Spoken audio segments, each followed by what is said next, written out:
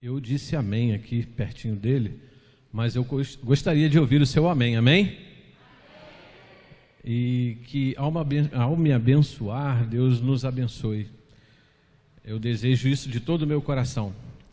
E eu queria te convidar, eu sei que a gente não está podendo abraçar um ao outro, mas pelo menos para quem está pertinho de você aqui. E aí eu quero perguntar, tem alguém hoje nos visitando aqui? Tem alguém que não é da igreja, está nos visitando?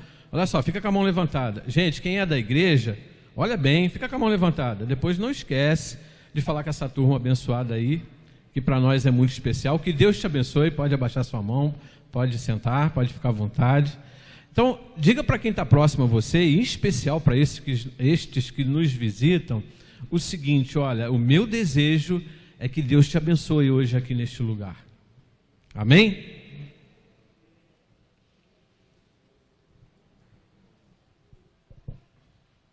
Dito isso, bom, na virada de ano foi proposto para nós, igreja, um tema. Quantos lembram que tema é esse?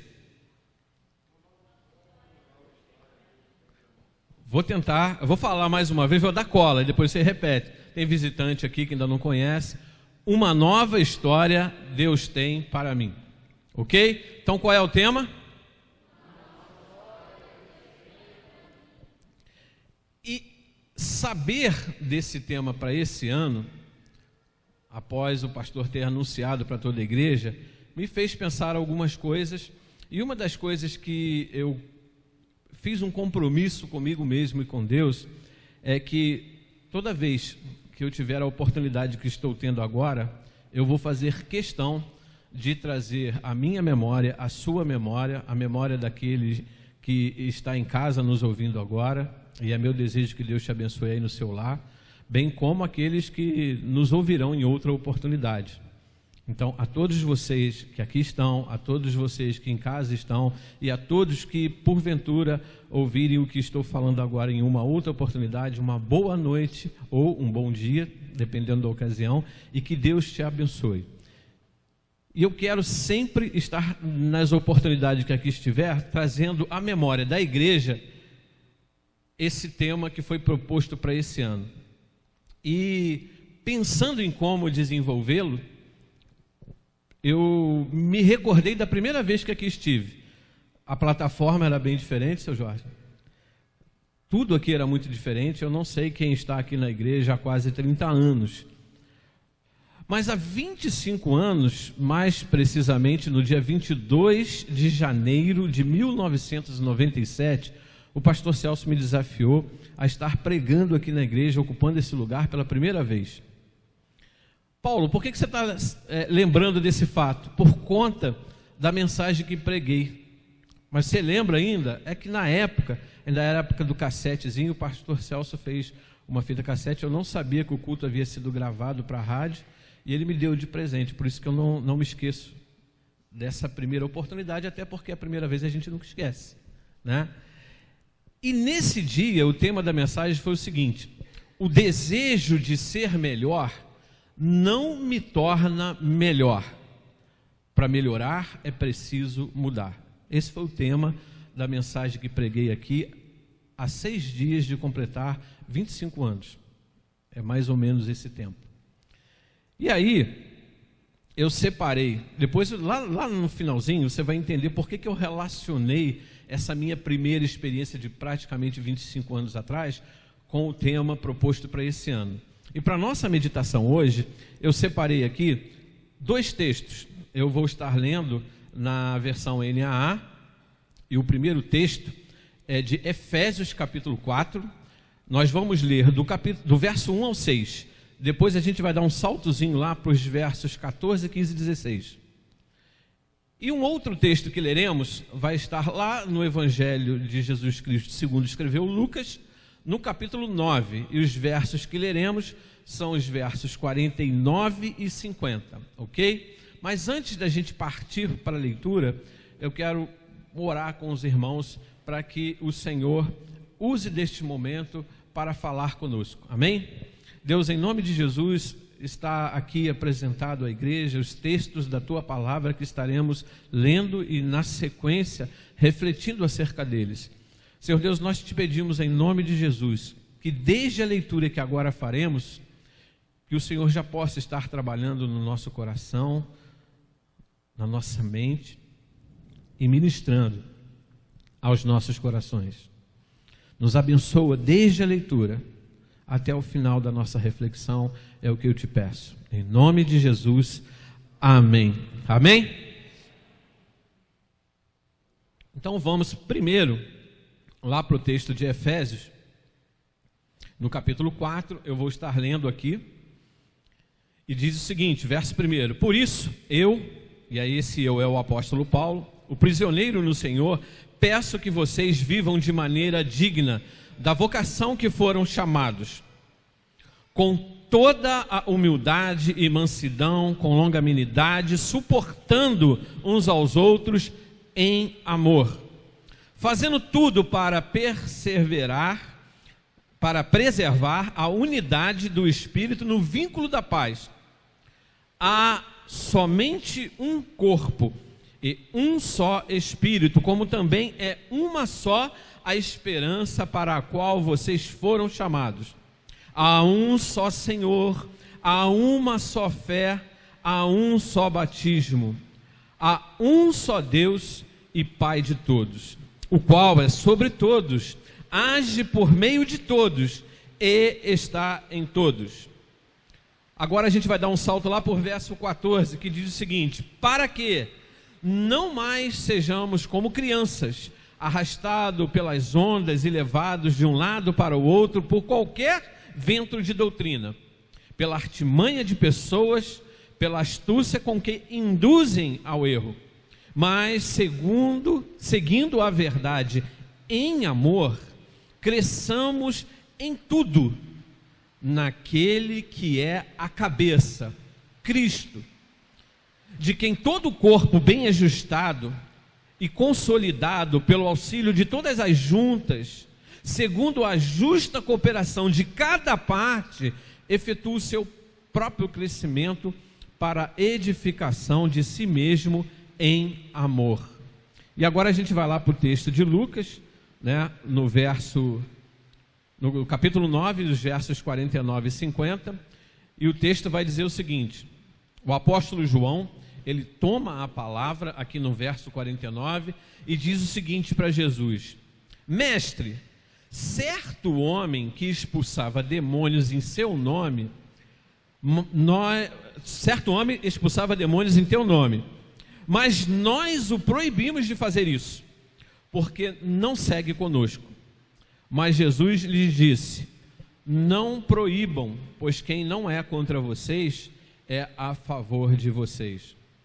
Bom, o primeiro texto que lemos, ele tem como pano de fundo a proposta aqui do apóstolo Paulo em tratar de um determinado assunto com a igreja local, a igreja de Éfeso, é falar da necessidade de unidade no corpo de Cristo. E o que é o corpo de Cristo? A igreja.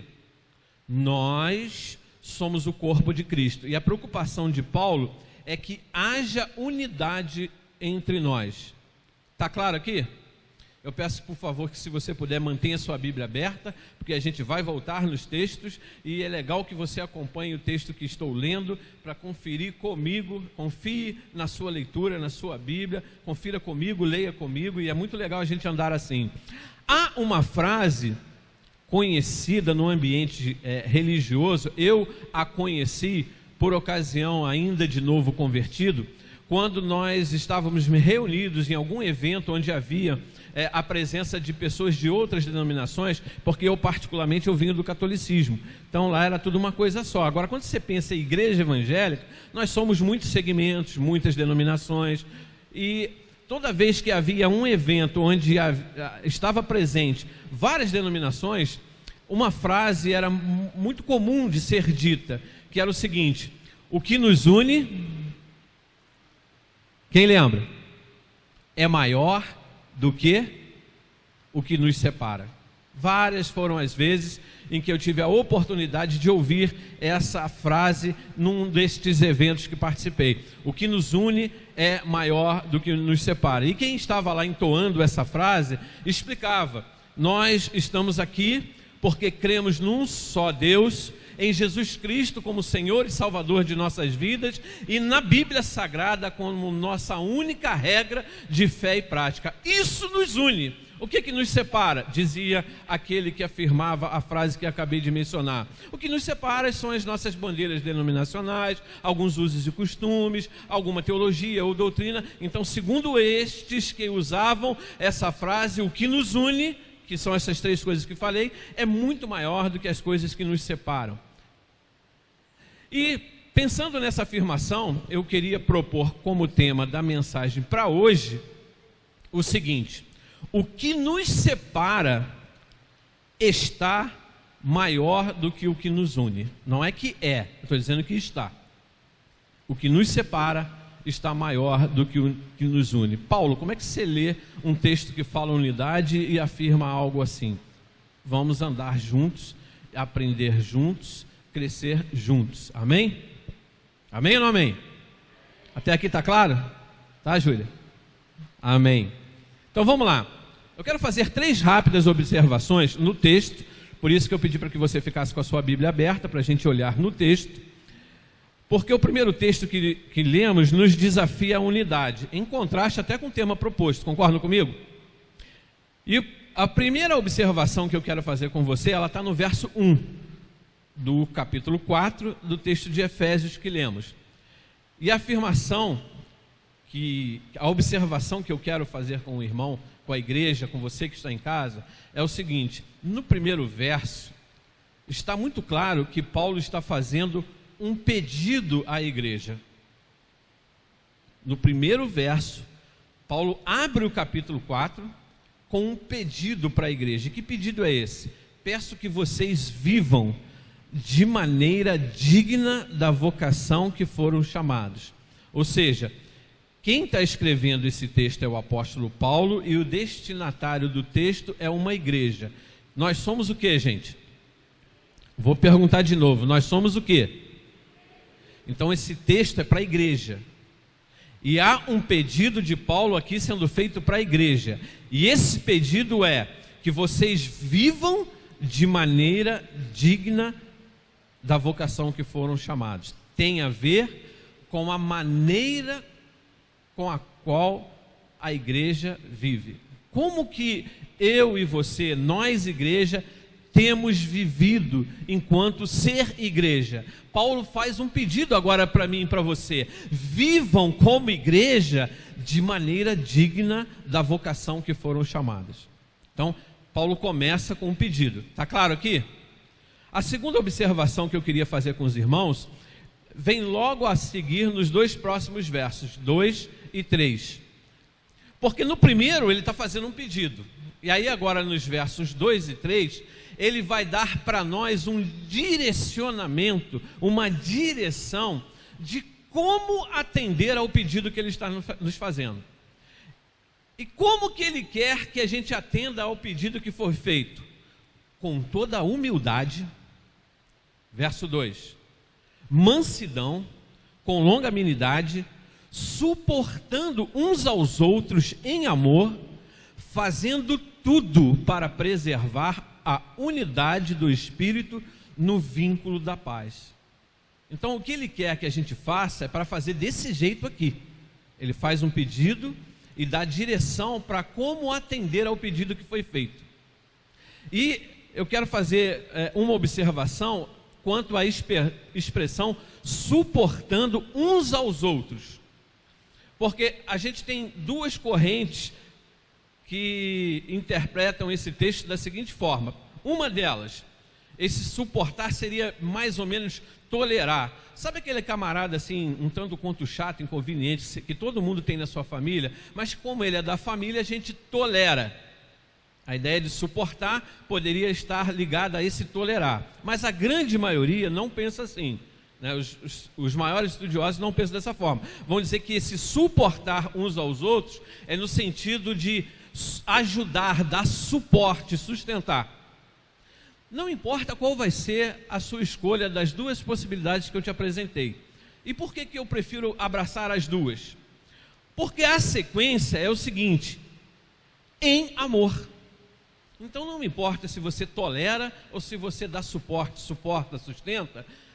O que é bacana aqui é o que vem na observação seguinte: que esse suportar ou tolerar seja em amor. Então, na primeira observação, Paulo nos faz um pedido. Na segunda observação, que engloba os versos 2 e 3, ele dá um direcionamento de como atender o pedido, ok? E, indo para a terceira observação, verso a partir do 14, 15 e 16, ele agora vai dizer para que ou por que ele está fazendo esse pedido. Então ele fez um pedido, mostrou como atender o pedido e agora vai explicar por que e para que ele está fazendo esse pedido. E aí ele vai dizer o seguinte no verso 14: para que não mais sejamos como crianças, arrastados pelas ondas e levadas de um lado para o outro por qualquer vento de doutrina, pela artimanha das pessoas, pela astúcia com que induzem ao erro. Mas, contudo, porém, todavia, mas, seguindo a verdade em amor, cresçamos. Olha só, cresçamos. Ele começa o 14 falando para a gente não ser como criança. E aqui no 15 ele está falando o seguinte: cresçamos em tudo naquele que é o cabeça. Crescer em tudo em quem? Naquele que é o cabeça. Quem é o cabeça? Cristo. Então, nesse corpo em que Paulo está pedindo que haja unidade, só há espaço para uma cabeça só. E essa cabeça é o Senhor Jesus. Se você quiser ser o cabeça, você está fora. Só há espaço para um cabeça. Esse cabeça é Jesus. De quem todo o corpo bem ajustado, e ele está falando da igreja, e esse corpo bem ajustado, esse ajuste somos todos nós, e consolidado pelo auxílio de todas as juntas, segundo a justa cooperação de cada parte é cada um de nós, efetua seu próprio crescimento para a edificação de si mesmo em amor. Então olha só, Paulo fez um pedido, deu direcionamento e explicou por que ele está pedindo o que está pedindo. Dentre outras coisas, é para que eu e você, nós igreja, não vivamos mais como criança, cresçamos em tudo. Todos nós, cada parte cooperando, tendo a plena consciência de o cabeça desse corpo é a igreja. É a igreja não, é Jesus, é o Senhor, o cabeça é Cristo, a igreja é o corpo. Está claro até aqui? Então, avançando, feitas essas três observações, né, do pedido, do direcionamento e da razão do pedido, eu queria alinhar com vocês aqui algo que é muito importante a gente diferenciar quando fala de unidade. Unidade não é a mesma coisa que uniformidade. Tem gente que acredita que se todos nós formos iguais, há unidade. Isso não é unidade. Unidade, se a gente pensar em corpo, né, como é que é o meu corpo? Eu tenho só mão, sim ou não? Hein? Eu tenho só perna. Quando você olha daí para cá, você vê uma perna aqui, uma só perna. Você vê um só braço, uma só mão, um só tórax. Não, o meu corpo tem partes diferentes que estão bem ajustadas e comandadas pelo meu cérebro, pela cabeça. A ideia de unidade é que todas essas partes tão diferentes, unidas e comandadas por uma só cabeça, por um só cérebro, funcione de forma harmoniosa. Isso é unidade. Coisas diferentes funcionando bem junto. Está claro isso aqui? Lá em 1 Coríntios, na carta de Paulo aos Coríntios, se você pegar lá os 4 primeiros capítulos, você vai ver que lá Paulo já reprovava essa tentativa de uniformidade. Porque, em especial no capítulo 3, Paulo vai deixar bem claro que aquela tentativa de uniformizar, ou seja, uns queriam andar com Apolo, outros queriam andar com Paulo, outros queriam andar com Pedro, havia uma divisão para ver saber quem era de quem, e Paulo vai combater essa divisão que havia entre eles, deixando claro o seguinte, o Senhor, o cabeça é Cristo. Não tem essa história de eu sou de Paulo, eu sou de Apolo.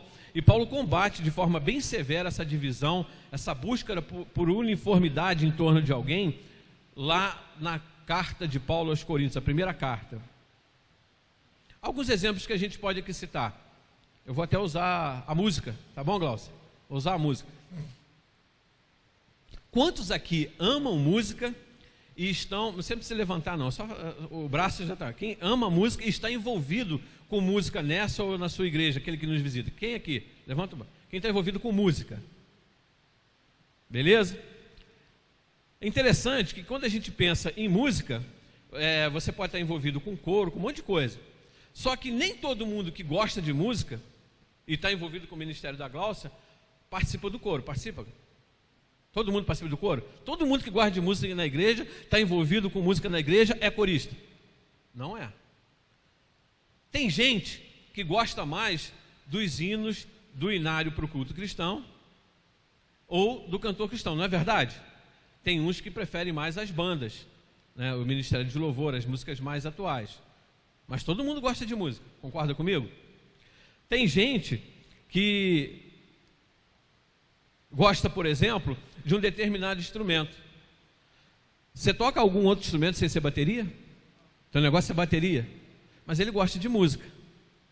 Mas o negócio dele é a bateria. Você toca algum instrumento sem ser teclado? Quantos outros? Uns 3, 4? Então esse aqui é mais versátil. Ele gosta de música, além do instrumento ali que está à frente dele, ele troca alguns outros instrumentos. Mas a verdade é que, por que eu estou falando de música?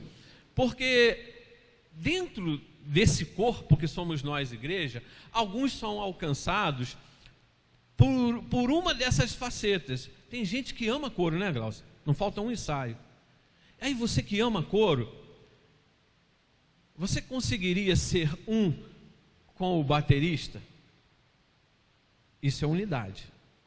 Você conseguiria ser um com o tecladista? Isso é unidade. Nós somos diferentes. Quantos aqui tem até 15 anos? Levanta a mão aí. Quem tem até 15 anos? Tem alguém aí com até 15 anos? Ninguém. Até 21 tem? É uma turminha menor. Até 35. Quantos tem até 35? Levanta a mão aí. Aumentou. Quem tem de 36 a 50? Levanta a mão aí. Está equilibrado. Quem tem mais de 60? Levanta a mão. Pergunta. Quem tem mais de 60 faz assim, né? Igual o Tiranossauro Rex, assim, né? Meio acanhado, né? Os de 20 faz assim, né? Mas por que eu estou fazendo essa pergunta ligada à faixa etária de cada um de nós? Gente, tem tanta geração diferente aqui representada. Dá para viver uniformidade aqui? Sim ou não? Uniformidade, é possível ter uniformidade entre nós? Uniformidade eu não tenho nem na minha casa. Quando a gente pensa em música, a minha filha gosta de rap. A Renata, minha esposa, e mais o meu filho, gosta de um pagodezinho. Eu gosto de rock. Estou falando de ritmos, tá, gente? Então a gente não tem uniformidade.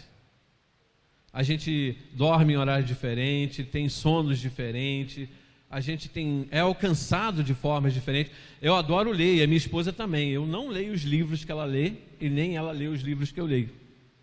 Nós somos alcançados de formas diferentes. Isso é rico, isso é bacana, isso é bom e isso é importante. E o que Paulo quer da igreja, aqui nesse pedido, no verso 1 do capítulo 4, não é a uniformidade. A gente não tem que vir para cá com a mesma roupa, né, cantando, participando da mesma atividade no Ministério de Música ou em qualquer outra atividade que a igreja possa nos proporcionar, mas que cada um, no chamado que Deus te deu, no dom que você recebeu de Deus, que a gente possa ser esse corpo bem ajustado, onde cada um de nós, fazendo a nossa parte, tendo Cristo como cabeça, possamos viver em unidade.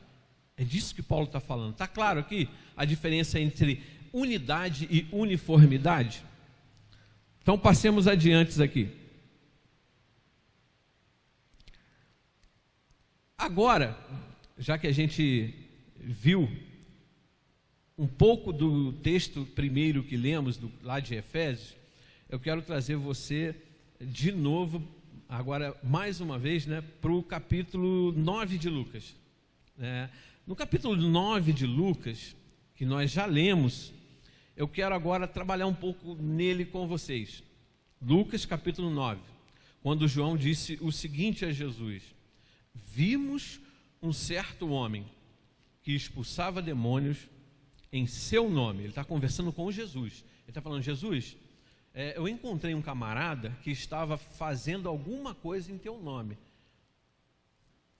E aí, eu o proibi. E ele vai explicar por que ele proibiu. Atenta-te para a explicação de João ao proibir esse homem de fazer alguma coisa em nome de Jesus. Ele diz o seguinte: nós o proibimos porque ele não segue conosco. A minha versão, a NA que eu usei aqui, e a ARA, eu vou tratar aqui de algumas versões, e talvez uma delas, é bem provável, quase 100% de chance de que uma delas seja a versão que você tem aí, ou na sua Bíblia em mãos, ou no seu celular. As versões dizem o seguinte: a NA que acabei de ler, e mais a RA, que tem a mesma versão, diz o seguinte: porque ele não segue conosco. Essa é a justificativa de João para proibir alguém de fazer alguma coisa em nome de Jesus. Proibir porque ele não segue conosco. A NVI vai dizer o seguinte: proibir porque ele não era um dos nossos. A NVI vai dizer isso: eu proibi porque ele não era um dos nossos. A HTLH, a NVT e a VFL vai dizer o seguinte: eu proibi porque ele não é do nosso grupo. A A21, Almeida século 21, vai dizer o seguinte: eu proibi porque ele não nos acompanha. E a NBV vai dizer o seguinte: eu proibi, João dizendo, porque ele não está no nosso grupo. Resumo: ele não é do meu ministério, ele não é da minha equipe, ele não é da minha teologia, ele não é da minha organização, então não vai trabalhar. Ah, mas ele está trabalhando em nome de Jesus. Não é da minha patota, fica em casa, não faz nada, não abre a boca. A razão pela qual João proíbe alguém de fazer algo em nome de Jesus é porque não era do grupinho deles.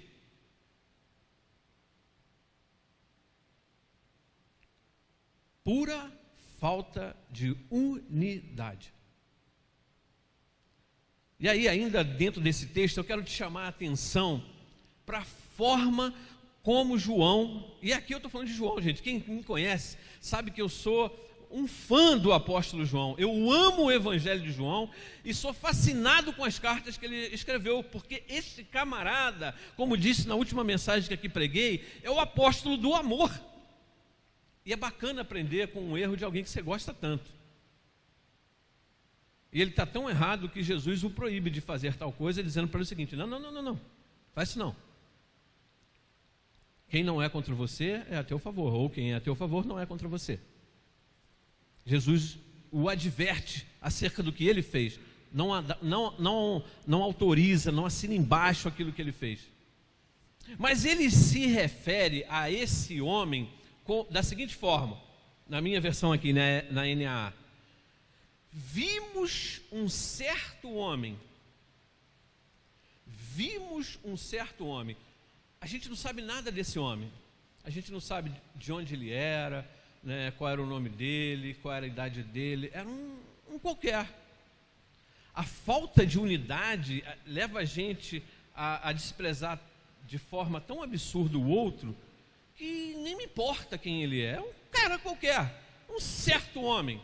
A ideia aqui desse um certo homem é de que é uma pessoa qualquer, um que não é como eu, um que eu não conheço e nem quis conhecer, um com quem eu não tenho comunhão e nem quero ter, Um com quem eu não tenho intimidade, não tenho unidade e nem quero ter. E eu fiquei imaginando essa cena aqui e tentei me colocar, é um exercício até um tanto quanto covarde, né, da minha parte, mas eu tentei me colocar lá, como eu penso hoje, e fiquei pensando assim, o que eu faria? Gente, eu ia querer saber quem é esse camarada. Eu ia falar assim, rapaz, como foi que você conheceu Jesus? Eu noto que você não anda com a gente, você não é um de nós, mas você tem a mesma autoridade que nós, você está expulsando demônios, cara. Como foi que você conheceu o nosso mestre? Conta pra gente aí, vamos sentar, vamos bater um papo bom, vamos saber como foi a tua experiência. Eu me imagino vendo esse camarada que eu não conhecia, que não fazia parte do meu grupo, pelo menos eu sou assim no meu local de trabalho. Quando eu encontro um irmão em Cristo, eu gosto de conversar com ele, saber como foi a experiência dele, como foi que ele conheceu o meu Senhor, que agora é Senhor dele também. Mas não, a expressão de João aqui é o seguinte, ó, um certo homem, que nem me importa quem seja. Deixa eu falar uma coisa para vocês. Alguém aqui gosta da atividade de fazer caminhada ou correr? Levanta a mão aí. Uma turminha boa aí, parabéns, hein? Parabéns. Eu não corro, por conta de um problema que eu tive no joelho, mas eu gosto de fazer umas caminhadas. A minha esposa já, esse ano, ela fez, ano que passou, né? Fez a façanha, inclusive, de Nação Silvestre, né? Uma salva de palmas aí para minha esposa, brincando. Mas uma coisa que me chama a atenção quando eu estou fazendo caminhada com a Renata, e ela conversa muito sobre isso comigo, quem tem o hábito dessa atividade de fazer caminhada ou de correr, vai entender o que eu estou falando. É muito comum que quem faz isso, quando cruza com uma outra pessoa que também faz, elas se cumprimentam com um sorrisão no rosto, motivam umas às outras. Isso aí, estou gostando de ver, manda ver. Tem um camarada que passa por nós no Quitandinha, mas ele deve ter uns 45, 50 anos, mas ele é alegria em pessoa. Quando ele cruza comigo, ele bate palma, dá aquele apoio. E é muito bacana você ver que quando você chega, eles fazem, normalmente quem faz isso, faz sempre o mesmo percurso. E aí, de repente, do nada, você passa a fazer o percurso que aquele cara já faz há muito tempo. Ele não te conhece, não sabe quem você é, mas ele nota, tem gente nova aqui no percurso. E ele esparrama um sorrisão no rosto e fica feliz de ver que tem mais um fazendo o que ele gosta. Tem mais um se exercitando. Isso acontece tanto com quem corre quanto quem faz caminhada. E a gente conversando sobre isso, a Renata disse para mim o seguinte, lá na São Silvestre, isso toma uma proporção absurda das pessoas se apoiando, dando força, que aquele pelotão de elite, né, não dos amadores, que parte logo, aí fica aquela turma que corre mais devagar e as pessoas à beira da calçada ficam assim, isso aí, vamos embora, força, está chegando. E quando está chegando lá na subida da Brigadeiro, aí que eles apoiam mesmo, não desanima não, não desanima não. E aí por que eu estou dizendo isso? Porque na minha mente, era assim que o apóstolo João deveria ter reagido ao ver uma outra pessoa agindo com o nome do seu mestre, do seu Senhor. Eu ia querer saber quem é esse camarada. Eu ia querer saber. E você? Finalizando, eu desejo de todo o coração, desejo mesmo, que quando chegar dezembro, eu possa olhar para trás e ter a certeza de que o tema proposto para a nossa igreja aconteceu comigo. Desejo mesmo, de fundo do coração. E eu desejo também, e muito mais do que eu, pessoalmente, eu desejo que a igreja, nós, corpo de Cristo, possa olhar para trás e ter a certeza de que esse ano nós vivemos uma nova história. Tem uma frase que durante muito tempo eu tive ela no meu status. Já usei várias vezes em dinâmica com os adolescentes. É uma frase que ela é atribuída a Albert Einstein. Mas eu já fui pesquisar, não foi ele que disse isso não. Apesar de atribuírem a ele, as pessoas que conhecem mais de Einstein dizem que ele nunca disse isso. Mas provavelmente, se você consultar, vai estar atribuída a ele. Mas não me importa quem disse, o que importa é a frase. E a frase é a seguinte: insanidade é continuar fazendo sempre a mesma coisa, esperando resultados diferentes. Vou repetir. Insanidade é continuar fazendo sempre a mesma coisa e esperar resultados diferentes. O que é insanidade?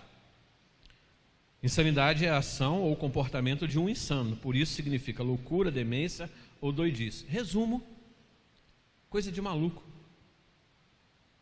Então, sendo bem simples, é coisa de maluco alguém repetir as mesmas coisas e nutrir no coração a esperança de que algo vai sair diferente. É coisa de maluco. E foi por essa razão que, pensando em como viver uma nova história, nós, igrejas, e eu também, eu quero muito mais que a igreja viva uma nova história, porque eu sou parte da igreja. Se a igreja viver uma nova história, eu estou dentro. E pode ser que um de vocês vivendo uma nova história não significa que a igreja também viveu. Então eu quero muito, de todo o coração, que a nossa igreja viva de fato uma nova história. E que essa história esteja alicerçada no pedido de Paulo à igreja de Corinto. De Éfeso. Preocupado com a unidade. Que o nosso primeiro passo, a nossa primeira ação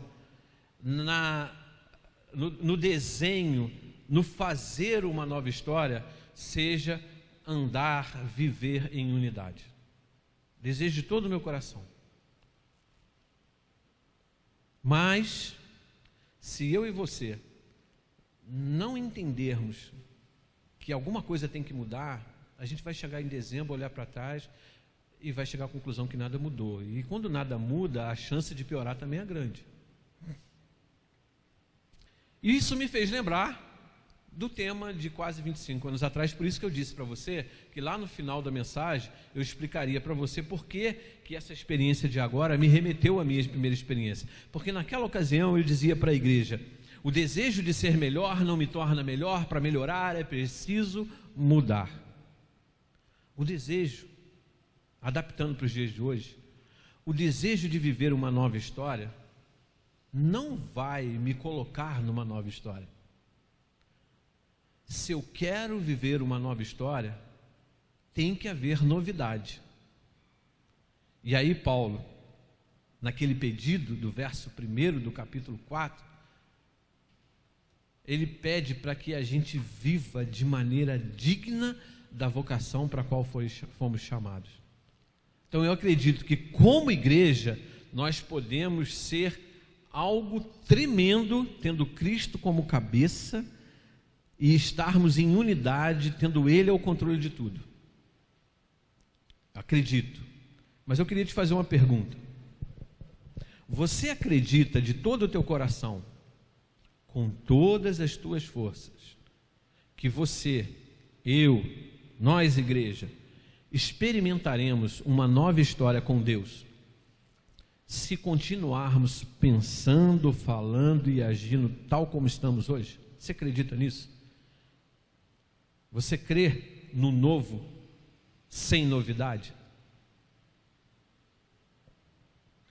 Eu queria te convidar a orar comigo, a pensar nessa pergunta que eu te fiz, curvar sua fronte, fechar seus olhos e meditar nisso. Você crê no novo, sem novidade? Você acredita mesmo que dá para empurrar com a barriga tal como estamos hoje, tal como terminamos o ano de 2021, e lá em dezembro deste ano, uma nova história aconteceu? Você acredita nisso mesmo? Eu sei que Deus já te revelou enquanto conversávamos, enquanto falávamos, aonde é necessário você andar em novidade de vida.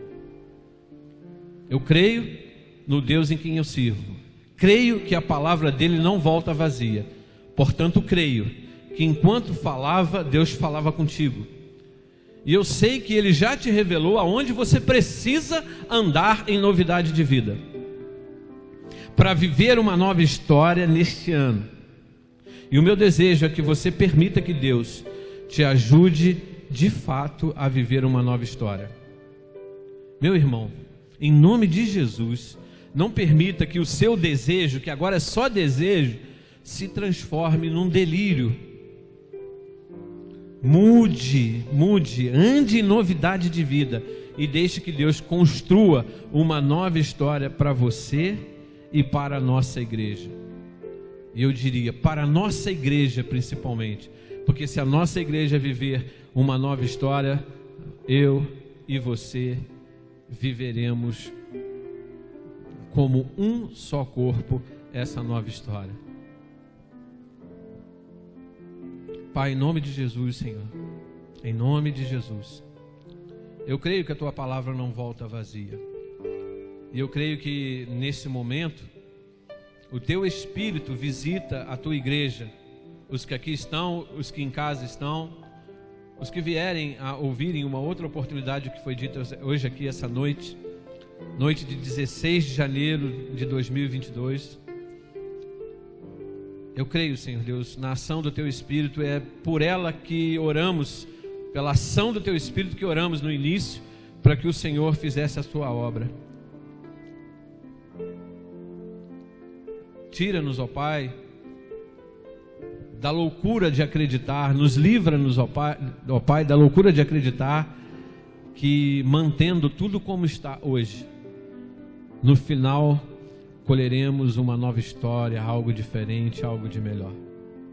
Ajuda-nos a identificar ao longo dessa semana, deste mês, dos meses que virão, aonde precisamos andar em novidade de vida, para contribuir na construção de uma nova história do corpo da igreja. Essa é a nossa oração, Deus. Em nome de Jesus. Amém e amém. Você pode ficar de pé. Eu quero encerrar, não com essa oração, mas voltando ao texto que lemos. Eu peço o pessoal da projeção que projete só os versos 15 e 16 do capítulo 4.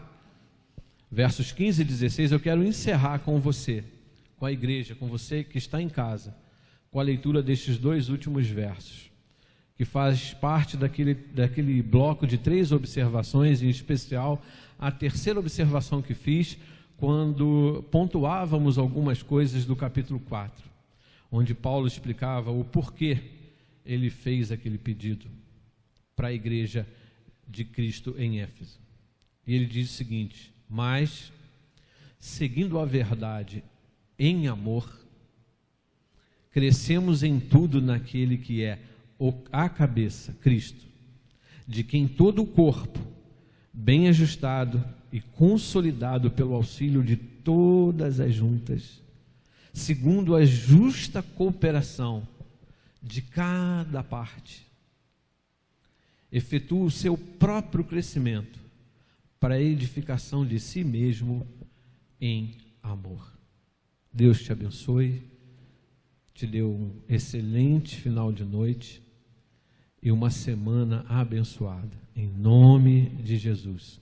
Amém?